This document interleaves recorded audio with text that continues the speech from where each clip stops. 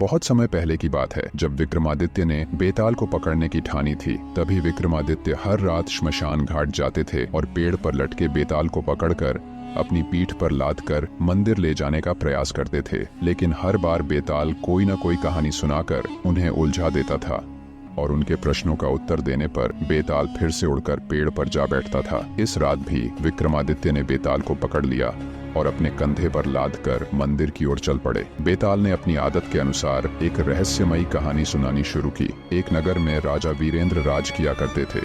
उनके राज्य में एक साधु आया जो अपने जादुई शक्तियों के लिए प्रसिद्ध था। साधु ने राजा से कहा, महाराज, मैं आपके राज्य में सुख और समृद्धि ला सकता हूँ, लेकिन इसके लिए आपको मेरी एक शर्त माननी होगी। राजा ने पूछा, कौन सी शर्त? साधु ने रहस्यमय मुस्कान के साथ कहा, मैं आपको एक ऐसा ताबीज दूंगा जो आपके राज्य को अमीर बना देगा, लेकिन हर पूर्णिमा की रात को आपको इस ताबीज को एक रहस्यमयी कुएं में फेंकना होगा, और ध्यान रहे, उस कुएं में खुद कभी मत उतरना। राजा ने ताबीज स्वीकार कर लिया और साधु की शर्त मान ली। धीरे धीरे राजा का राज्य वास्तव में सुख समृद्धि से भरने लगा। लेकिन हर पूर्णिमा की रात राजा उस कुएं में ताबीज फेंकता और कुछ देर बाद एक अजीब सी आवाज आती। एक दिन राजा के मन में संदेह हुआ कि आखिर उस कुएं में ऐसा क्या है जो हर बार ताबीज को खींच लेता है। राजा ने अपने मंत्री से इस बात का जिक्र किया।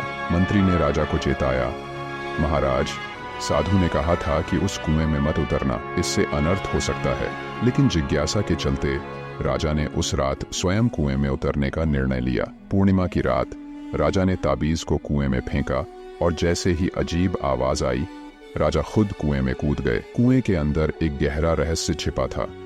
राजा ने देखा कि कुएं के नीचे एक विशालकाय दानव था जो ताबीज को निगल रहा था। दानव ने राजा को देखते ही कहा, तुमने मेरी भूख को शांत करने वाला ताबीज हर पूर्णिमा को लाकर मुझे दिया, लेकिन आज तुम खुद मेरे भोजन बनोगे। राजा को एहसास हुआ कि वह एक भयानक जाल में फंस चुका है। लेकिन तभी दानव ने कहा, अगर तुम मेरा एक सवाल हल कर सको तो मैं तुम्हें छोड़ दूंगा।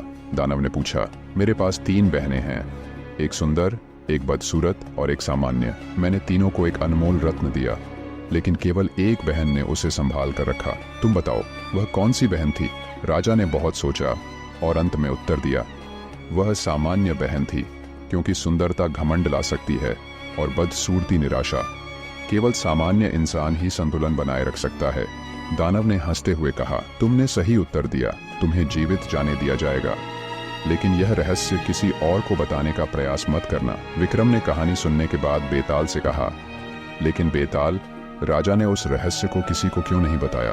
बेताल ने कहा, क्योंकि अगर राजा वह रहस्य किसी को बता देता तो उसकी जान चली जाती। इतना कहते ही बेताल ने जोर से ठहाका लगाया और फिर से पेड़ पर उड़ गया।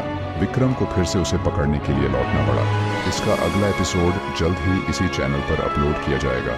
उसके लिए चैनल को सब्सक्राइब करें और कमेंट में बताएं कि वीडियो कैसी लगी।